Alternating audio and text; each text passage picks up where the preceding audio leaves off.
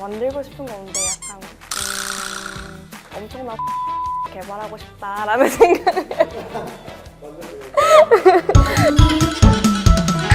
안녕하세요. 저는 신목고등학교를 졸업하고 이화여자대학교 약학부에 이사학번으로 입학하게 된 김태희라고 합니다. 수시 6개를 다 지원했는데 연세대 미래캠 의학과, 이화여대 약학부, 서울대 생명과학부, 고려대학교 컴퓨터공학과, 연세대학교 인공지능학과, 마지막으로 성균관대학교 소프트웨어학과 이렇게 6개 지원하였습니다. 일단 중학교 내신 자체에 집중하는 걸 가장 중요하게 생각을 했는데 특히 예비고등학생이다 해서 고등학교 딱 올라가기 전 그 겨울방학에는 저는 제 약점이 수학이라고 생각해서 수학 과목을 많이 공부하였고 국영수 중 한 과목이라도 잡고 올라가면 고등학교 때 올라가서 더 편안하다라는 이야기를 많이 들어서 영어를 확실히 끝내놓고 가는 걸 목표로 겨울방학을 준비했던 것 같습니다. 일단 생기부를 관리하는데 가장 중요한 건 어느 부분에서 본인이 호기심이 생겼고 그걸 어떻게 탐구를 하였는지를 생기부 전체에서 보여주려고 많이 노력을 했습니다. 그래서 이제 주제 같은 걸 찾을 때 화학 세특을 쓴다고 하면 인터넷에 화학원 세특 주제 이렇게 찾아서 나오는 주제들을 가지고 탐구하는 경우를 많이 봤는데 아무래도 그러한 주제들은 인터넷에만 치면 바로 나오는 거기 때문에 조금 경쟁력이 떨어진다고 생각을 해서 수업 시간에 수업을 들으면서 그리고 교과서를 계속 내신 공부하면서 훑어보면서 이건 왜 이렇게 되지? 이 다른 과목이랑 어떻게 융합을 시킬 수 있을까? 해서 다른 과목과 융합시키고 제가 호기심 가진 거를 기반으로 많이 세특을 채워나갔던 것 같습니다. 생명과학 2 세특이었던 것 같은데 교과서 뒤에 마지막에 항상 단원평가 부분이 있어요. 리소좀과 관련된 지문이 써 있었는데 그 리소좀이란 단어를 보고 이건 뭐지? 라고 이것도 궁금해져서 리소좀에 대해서 찾아보고 이 리소좀이 약물을 만드는데 활용할 수 있는 물질이라는 걸 알게 돼서 그럼 이와 관련해서 약물은 어떻게 만들 수 있고 다른 연구가 진행된 것은 무엇인지 이렇게 호기심을 발전시켜서 세특을 채워나갔던 경험이 있습니다. 진로진학부 선생님이 입시 쪽에 되게 관심이 많으셔서 진로진학부에서 하는 프로그램들이 인문사회 아카데미나 아니면 인문사회 쪽이 아니더라도 관련 강의들을 열어서 그걸 자율활동에 쓰실 수 있게 많이 도움을 주시는 편이라 그리고 진로진학부에서 호기심 발표회라고 같은 호기심을 가진 친구들을 모아서 직접 프로젝트를 아예 한 학기 동안 진행할 수 있게 하는 그런 활동도 있기 때문에 진로진학부에서 하는 활동을 많이 참여하면 그 생기부를 좀 더 풍성하게 채우는 데 도움이 되지 않을까 싶습니다. 서울대학교에서 각 과별로 권장 과목이나 필수 과목으로 지정한 과목들이 목록으로 찾아보면 나와 있는 게 있습니다. 자기가 지원하고 싶은 과에서 말하고 있는 그 권장 과목이나 필수 이수 과목들을 본인이 이수했는지 확인하는 게 굉장히 중요하다고 생각해요. 특히 필수 과목으로 지정돼 있으면 본인이 이수하지 않았는데 그 사실을 모르고 지원하면 아무리 성적이나 그런 세특이 관련된 부분에 많이 연관이 돼 있어도 애초에 학교에서 뽑아주지 않는 경우들이 많기 때문에 필수 과목들을 잘 확인해서 아까운 원서를 날리지 않도록 하는 것이 중요하다고 생각합니다. 그리고 기본적으로 본인이 가고 싶은 대학교를 쓰는 거기 때문에 성적도 물론 중요하지만 현실적인 그런 성적이 아니더라도 내가 과연 이 과를 붙고 이 대학을 붙었을 때 이 학교에 갈 의향이 있는가를 한번 다시 생각해보는 것도 중요한 작업이 될 거라고 생각합니다. 제가 고등학교 3년 동안 공부하면서 성격적으로도 불안한 마음이 항상 있었고 그게 되게 컸었는데 이게 내가 왜 불안하지? 그리고 이걸 어떻게 해결해야 되지? 라는 생각을 계속 하기보다는 내가 해야 하고 지금 하고 있는 거를 계속 그냥 해나가기 위해서 더 노력을 했던 것 같습니다. 어쨌든 불안한 마음이 드는 건 내가 목표가 있고 그 목표가 정말 간절해서라고 생각하기 때문에 그 자리에서 담담히 묵묵하게 해내면 된다라는 생각을 항상 하고 그 마음을 조금 가라앉히기 위해 노력했던 것 같습니다.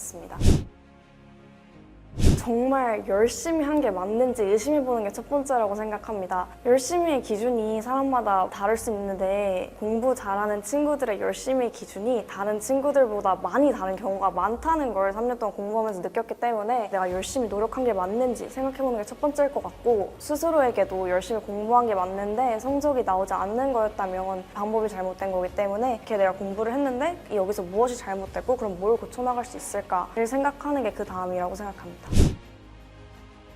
그동안 자기가 했던 공부를 믿는 게 제일 중요합니다. 내신이라면 한 달 동안 열심히 해왔을 거고 수능이라면 또 그동안 해왔던 게 분명 있을 거기 때문에 그걸 믿고 불안해하지 않는 게 제일 중요한 것 같고 저 같은 경우는 항상 시험 전에는 한 장이라던가 한 페이지라던가 이렇게 시험 직전에 볼 수 있는 종이를 항상 만들어서 갔는데 지금까지 내가 틀렸던 것들 그리고 시험 직전 그 15분이나 10분 시간 동안 잠시라도 볼 수 있는 것들을 써가서 이것만 조심하면 된다. 나머지는 내가 그동안 다 해왔던 것이다 라고 생각하는 걸 가장 중요하게 생각했던 것 같고 시험 후에는 결과가 어떻게 됐든 이미 끝난 시험이기 때문에 최대한 생각하지 않고 시험 끝을 즐기거나 아니면 다음 시험을 준비하거나 하는 식으로 멘탈을 관리했던 것 같습니다. 번아웃이 오면 하루 통째로 공부를 쉬었어요. 내일 뭐가 있다는 그냥 생각을 안 하고 하루 종일 공부를 놓고 잠을 잔다든지 아니면 밖에 나가서 잠시 산책을 한다든지 하루 통째로 쉬었다라는 생각을 하면 그 다음 날부터는 내가 어제 못한 것들도 많고 약간의 부채감? 다시금 공부를 할 수 있는 에너지도 생기고 달려나갈 수 있는 의지가 생기는 것 같아서 한 템포 쉬고 다시 공부에 집중하는 방식으로 공부를 해나갔던 것 같습니다. 본인의 적정 수면 시간을 알고 그 수면 시간만큼 자고 있다는 가정에서는 잠을 줄이는 건 정말 추천하지 않습니다. 내신처럼 오히려 단기간 집중하고 끝나는 시험이라면 이제 내신 1주, 2주 전에는 어쩔 수 없이 잠을 조금씩 줄일 수는 있겠지만 수능같이 1년을 달려야 하는 시험이나 좀 큰 시험이 있을 때는 잠을 줄인 만큼 나중에 다시 이게 돌아오기 때문에 잠을 줄이는 거는 큰 도움이 되지 않는다고 생각합니다. 중1 때부터 계속 학습 플래너를 써왔었는데 아침에 내가 오늘 어떤 공부를 다 할 것이고 몇 시에 뭘 할 것이고 구체적으로 계획하는 것까지는 아니더라도 하루가 끝나고 내가 오늘 뭘 공부했고 내일은 이 부분을 보충해야 되고를 알 수 있기 때문에 플래너 자체는 꼭 쓰는 것이 좋다고 생각합니다. 저에게 가장 컸던 자투리 시간은 점심 먹고 한 30분 정도 시간이 남았기 때문에 고등학교 때는 감을 유지하는 정도로만 영어 단어를 외우는 식으로 자투리 시간을 활용했고 내신 기간에는 틈틈이 교과서나 학습지에 이제 지역적인 부분들을 따로 적어놔서 그걸 암기하는 식으로 자투리 시간을 활용했던 것 같습니다.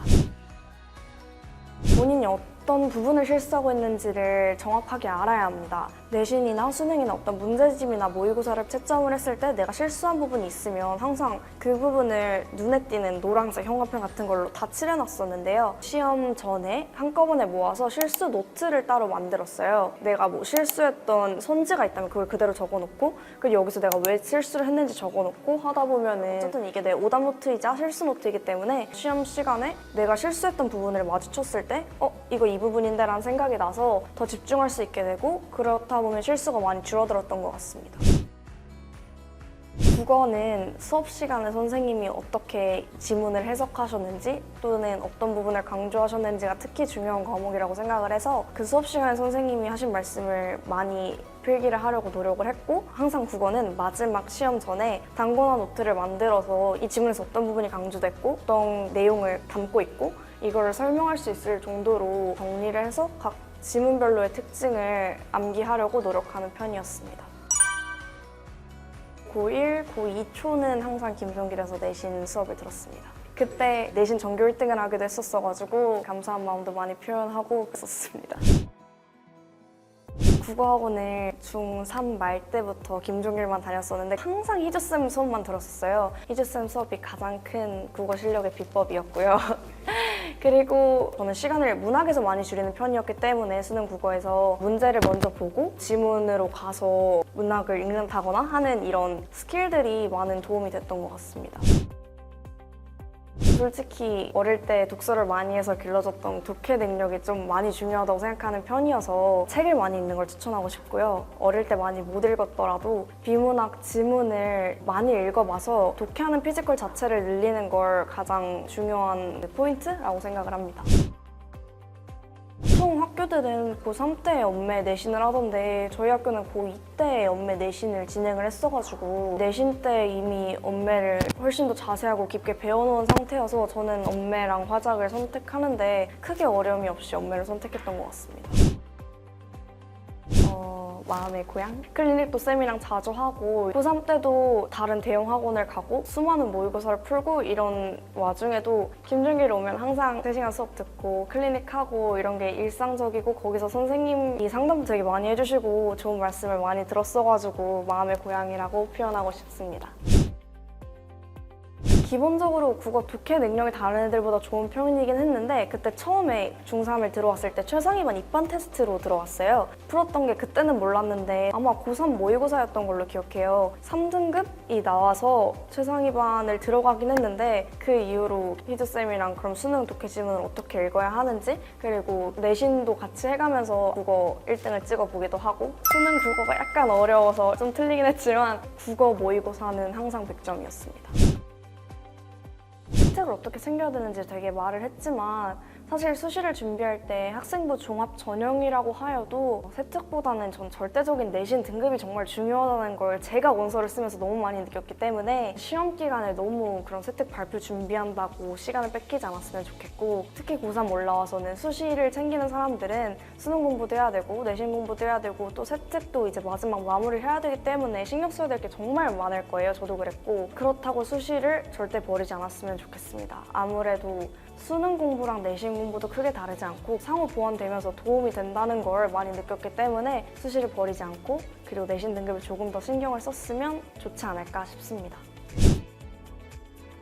일단 주변 친구들에게 많이 의지했으면 좋겠습니다. 저도 고3 때 불안한 적도 정말 많았고 힘든 적도 많았는데 그때마다 가장 큰 힘이 됐던 게 같이 수험생활을 하고 있었던 친구들이었던 것 같아요. 같이 수험생활을 하고 있고 같이 학원을 다니고 같이 모의고사를 보기 때문에 지금 서로의 상황을 가장 잘 이해할 수 있는 사람들이라서 그리고 남들은 속여도 본인은 못 속이기 때문에 항상 스스로에게 떳떳할 만큼 공부를 했는지 돌아봤으면 좋겠습니다. 그리고 공부를 하다 보면 특히 고3 때 내가 어떤 대학을 가고 싶다 이걸 목표로 가지고 달려가다 보면 미래에 내가 궁금해지는 경우가 정말 많아요. 저 같은 경우도 9월 이쯤 되면 연구전을 이 주변에서 많이 하잖아요. 대학생들이 지나다니는 모습을 보면 아, 나도 가고 싶은 대학이 있는데 내년에 나는 어떤 모습일까? 어떤 대학을 가 있고 거기서 뭘 하고 있을까? 이러면서 대학생 뭐 축제 브이로그 이런 걸 엄청 찾아봤던 것 같아요. 미래에 내가 궁금해질 때가 정말 많겠지만 그 시간에 공부를 하면 지금 나랑 과거의 나, 내가 어떻게 해왔고 이거에 더 집중을 하면 미래에 내가 그걸 통해서 만들어지는 거기 때문에 현재의 나에 조금 더 집중을 했으면 좋겠다라는 말을 해주고 싶습니다.